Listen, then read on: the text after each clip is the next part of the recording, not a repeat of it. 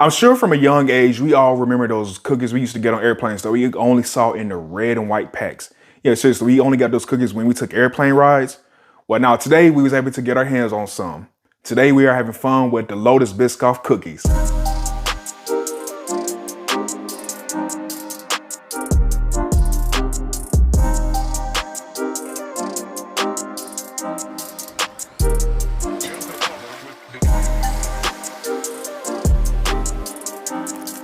Lotus Biscoff cookies. Man, I remember these when I was a little kid.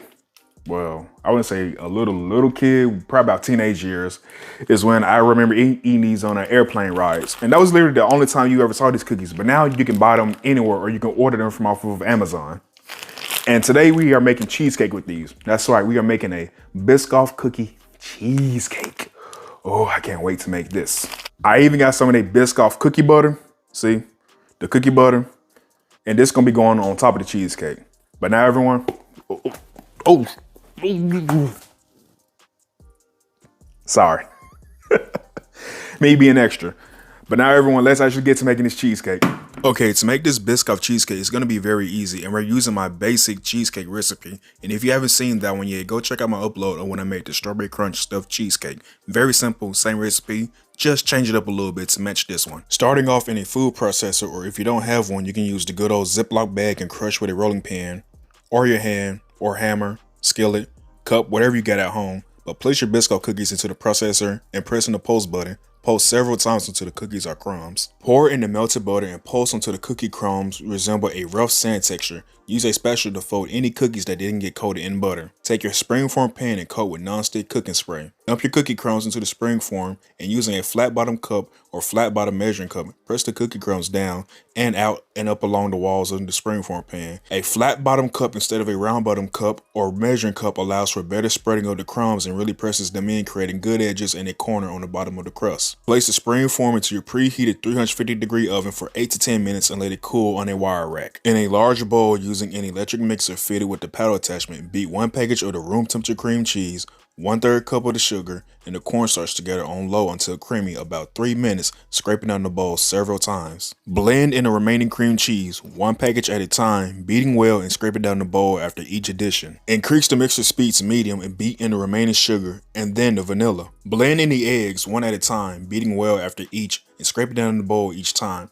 Remember, you have to scrape down the bowl to make sure your batter comes out even and smooth. Add in the cream and beat in the cream just until completely blended. Now, fold in 1 tablespoon and yes, 1 tablespoon of cinnamon into the cheesecake batter. You want cinnamon all throughout this cheesecake. Cinnamon is the main flavor of the Biscoff cookies, so we're going to highlight that. Once the cinnamon is folded in, take half of your cheesecake mixture and place in a separate bowl, and with the cheesecake batter still in the mixer, you're going to add your Biscoff cookie butter to the mixer and blend until the cookie butter is completely mixed in. Take your springform pan and wrap in aluminum foil and make sure you're pressing the foil good to help seal to prevent any water from getting through. My last cheesecake video, I had an issue of water trapping at the bottom, but not anymore after helpful tips from the comments. Alternate spooning in your 2 cheesecake batters, and once all in the springform pan, swirl the batters together using a toothpick or spatula or whatever utensil you have, and use a flat spatula to smooth out the top of it. Now gently tap and shake the pan to release any air bubbles inside the cheesecake. Place the cake in a large shallow pan containing hot water that comes halfway about 1 inch up the side of the springform and bake until the top is golden brown and the center barely jiggles for 1 hour and 15 minutes.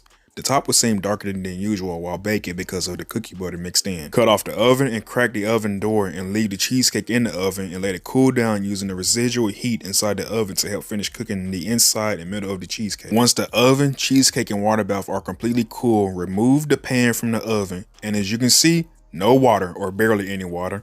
Now cover with plastic wrap and refrigerate until completely cold before serving, preferably overnight or for at least 6 hours. Once done cooling overnight, release the springform pan from the cheesecake by running a thin blade between the crust and the springform to help release it.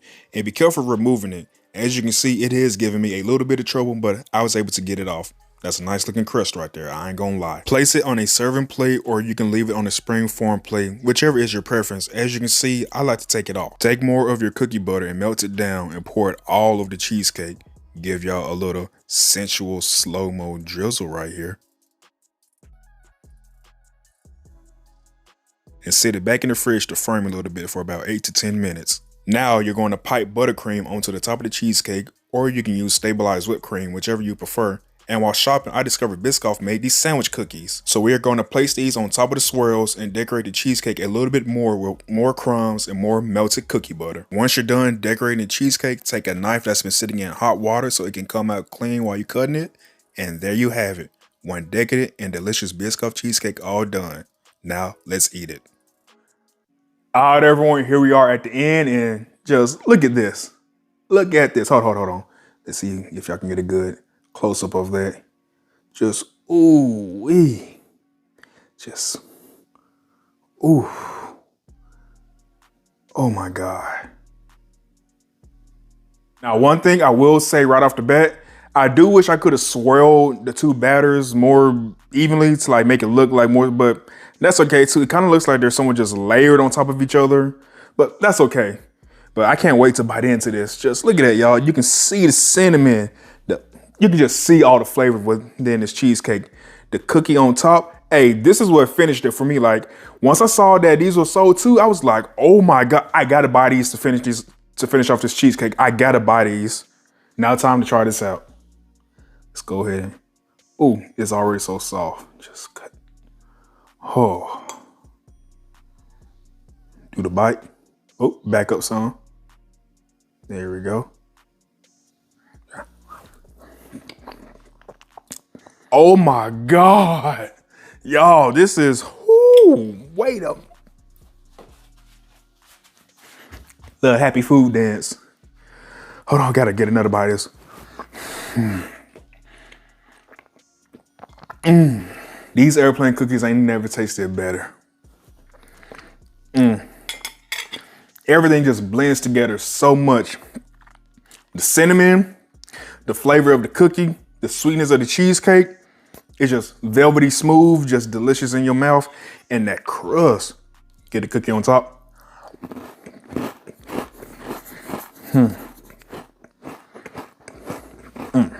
That was one of the more better cheesecakes I've ever made. Very creative, very different, very delicious. You can make it too. I try to make my recipes simplistic for y'all and not too hard, but that's what cooking is all about. If it's too hard, you keep experimenting until you get it right. You have fun in the kitchen. That's what I like to. I like to have fun. But all right, everyone, that wraps up this episode. And make sure you leave a comment down below. Like this video. Like, hey, the more you like this video, the more YouTube sees it and it pushes it out. So like the video, leave a comment. You know I interact back with y'all inside the comment sections as much as I can. So leave a like. Comment down below, thumbs up, like do the whole shebang, share the video. We're getting close to 100K. Y'all know that is my goal. So please. All right, but I'll see y'all in the next one. Bye.